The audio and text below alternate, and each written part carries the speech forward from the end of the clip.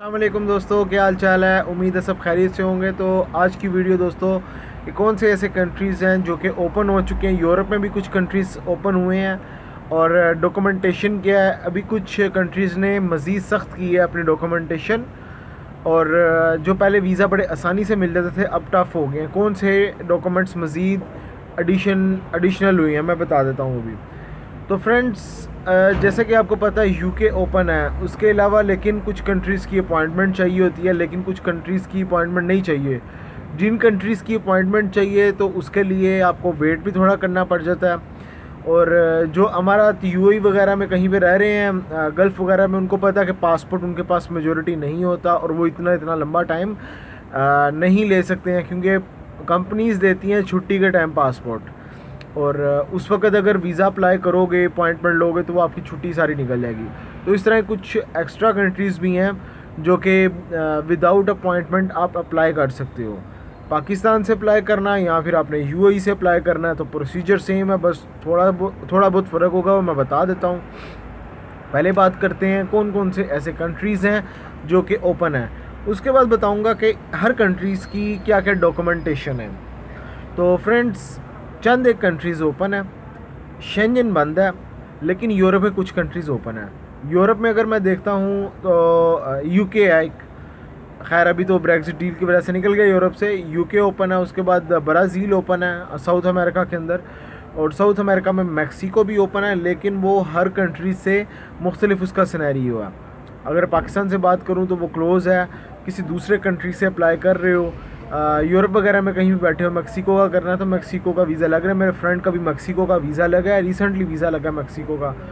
तो इसी तरीके से अगर आपने कैरेबियंस किसी में जाना कंट्री में तो वो भी ओपन है इस टाइम। यानी कि साउथ अमेरिका पूरा ओपन है। बाकी नॉर्थ अमेरिका की बात करो तो उसमें तो अमेरिका, यूएसए और कनाडा आता है। तो कनाडा जो है वो लॉन्ग टर्म वीज़ा को डील कर रहा है, अभी शॉर्ट टर्म वीज़ा को डील नहीं कर रहा। उसके बाद अगर मैं बात करता हूँ साउथ अफ्रीका की, साउथ अफ्रीका ओपन है इस टाइम। तुर्की ओपन है, इजिप्ट ओपन है।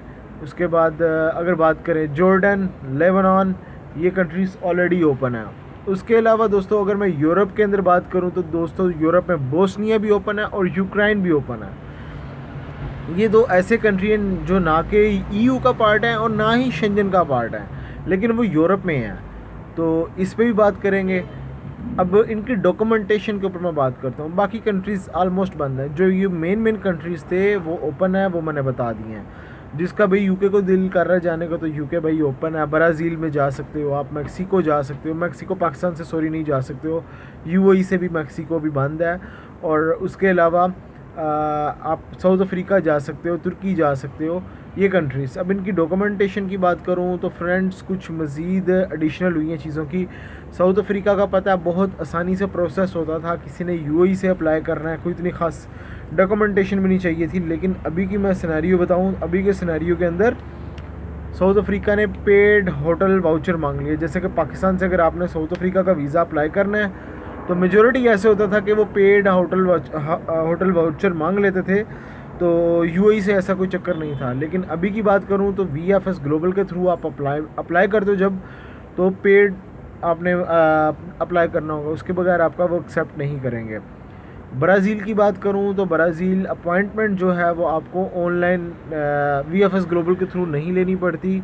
आपने डायरेक्ट एम्बेसी को मेल करनी है और आपको अपॉइंटमेंट मिल जाएगी। और अबू धाबी में इसकी एम्बेसी है। अबू धाबी में आपको पर्सनली अपीयरेंस होगी, उसके बाद इंटरव्यू भी होता है, वो आपने देना होगा। छोटा सा ऑन द स्पॉट इंटरव्यू होगा, जो उसकी फ़ीस होगी वो बाहर आपने बैंक में सबमिट करवा के आनी है, रसीद दिखानी है उनको और वो सबमिट कर लेंगे। और लेकिन इसकी वीज़ा सक्सेस रेशो की बात करूं तो आजकल बहुत बुरी चल रही है। ब्राज़ील की पहले बहुत अच्छी वीज़ा रेशो थी, अभी नहीं है। बाकी साउथ अफ्रीका की बात करूं, साउथ अफ्रीका ओके है, चल रही है, ठीक है। लेकिन ये जो पेड होटल वाउचर आया ना, इसको आपने कंसीडर करना है।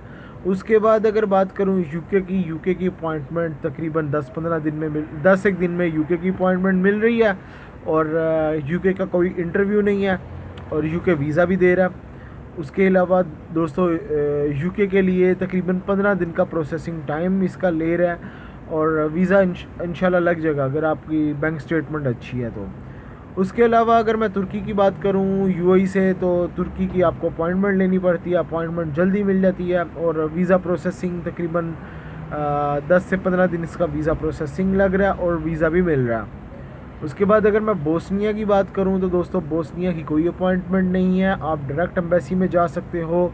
लेकिन यहाँ पे बताता चलूँ दो चीज़ें हैं, या तो आपका इनविटेशन लगेगा, अगर इनविटेशन नहीं है आपके पास तो आपका पेड होटल वाउचर लगेगा जो आपने पे करना है। अब ये इसकी booking.com वगैरह से इसका पे नहीं होता, ये आपको ऑनलाइन डायरेक्ट होटल की वेबसाइट पे जाके पे करने होते हैं पैसे। उसके बाद जो रसीद मिलती है वो आपने साथ में लगानी होती है और वो एम्बेसी में लेके जाना होता है, और इसका जो प्रोसेसिंग टाइम होते हैं वो तकरीबन 20 से 1 दिन लग जाते हैं।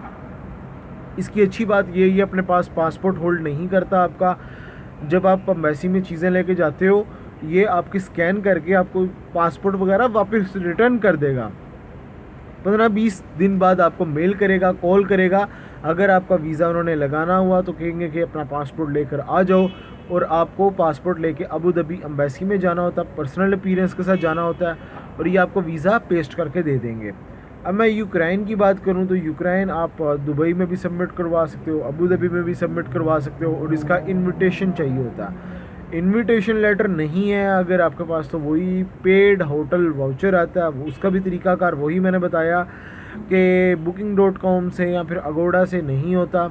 इसका आपको डायरेक्ट होटल पे ही पे करना होता है, और इसकी जो रसीद वगैरह होती है वो आपको लेके जानी होती है। और इसकी मैं वीज़ा सक्सेस रेशो की बात करूं तो इंतहाई बुरी इसकी वीज़ा रेशो है।